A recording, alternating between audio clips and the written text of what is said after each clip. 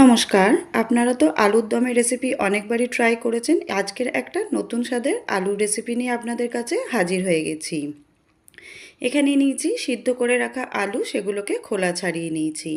একটা smooth paste তৈরি করে নেব। তার জন্য মিক্সিং বলে দিয়ে দিলাম চাল মগজ আর টক দই। ব্যাস, জলের কিন্তু একদমই ব্যবহার করছি না। তাতেই দেখুন একটা স্মুথ পেস্ট তৈরি হয়ে গেছে। শুকনো খোলায় একটা মশলা তৈরি করে নেব। গ্যাসের ফ্লেমটাকে কমিয়ে দিয়ে মশলাগুলোকে একটু নাড়াচাড়া করে নেব, খুব বেশি লাল করছি না। সেটাকেও মিক্সিং বলে নিয়ে নিলাম, নিয়ে এটাকে ভালো করে গুঁড়ো করে নিচ্ছি। কড়াইতে দিয়ে দিলাম সাদা তেল। সাদা তেলটাকে ভালো করে গরম করে নিয়ে সিদ্ধ করে রাখা আলুগুলোকে দিয়ে হালকা লাল করে ভেজে নেব। খুব বেশি কিন্তু লাল করে ভাজার একদমই প্রয়োজন নেই। এখানে দেখুন আমি হালকা লাল করে ভেজে নিয়েছি আলুগুলোকে, সেগুলো একটা অন্য পাত্রে তুলে নিচ্ছি। কড়াইতে যে তেল আছে তার মধ্যে আরও 2 চামচ দিয়ে দিলাম সরিষার তেল। তেলটাকে ভালো করে গরম করে নিয়ে তার মধ্যে দিয়ে দিলাম হিংটাকে অল্প সামান্য একটু নাড়াচাড়া করে নেব।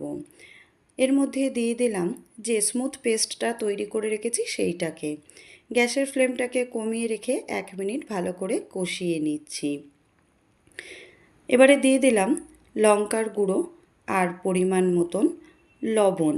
এখানে আমি হলুদের ব্যবহার করছি না, আপনারা চাইলে হলুদের ব্যবহার করতে পারেন।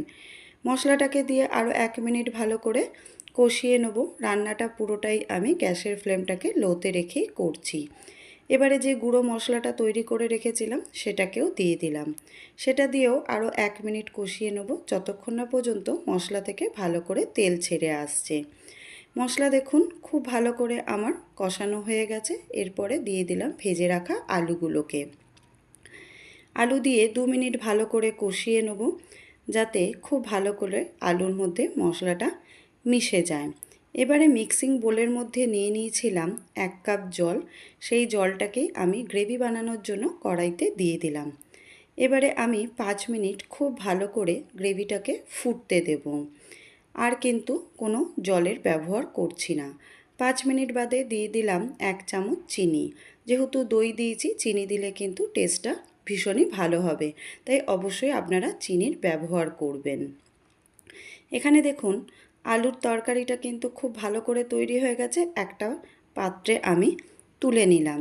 এবারে কড়াইটাকে আবার গ্যাসে বসিয়ে দিয়েছি। তার মধ্যে দিয়ে দিলাম 2 চামচ ঘি। ঘিটাকে ভালো করে গরম করে নিয়ে ফোড়নে দিয়ে দিলাম কাঁচা লঙ্কা, 2টো বড় বড় টুকরো করে রাখা টমেটো আর বড় বড় করে কেটে নেওয়া ক্যাপসিকাম। এগুলো হালকা নরম হওয়া পর্যন্ত ভেজে নেব, একদম কিন্তু গলিয়ে দেব না। এরপরে দেখুন এগুলো খুব ভালো করে নরম হয়ে গেছে। এবারে যে আলুর তরকারিটা তৈরি করে রেখেছি সেটাকে এর মধ্যে অ্যাড করে দিলাম। এবারে 1 মিনিট খুব ভালো করে ফুটতে দেব।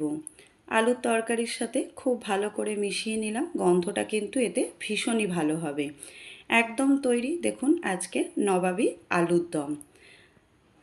তৈরি হয়ে গেছে আমাদের নবাবী আলুর দম। এটা ভাত, রুটি, পরোটা, নান, পোলাও সবের সাথে খেতে ভীষণই ভালো লাগে।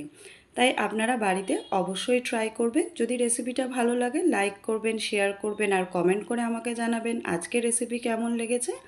আমার চ্যানেলে নতুন বন্ধু হলে চ্যানেলটাকে সাবস্ক্রাইব করে নেবেন, আর ফেসবুক থেকে দেখলে পেজটাকে ফলো করে নেবেন। ধন্যবাদ। দেখা হবে পরের আবার নতুন কোনো রেসিপি নিয়ে।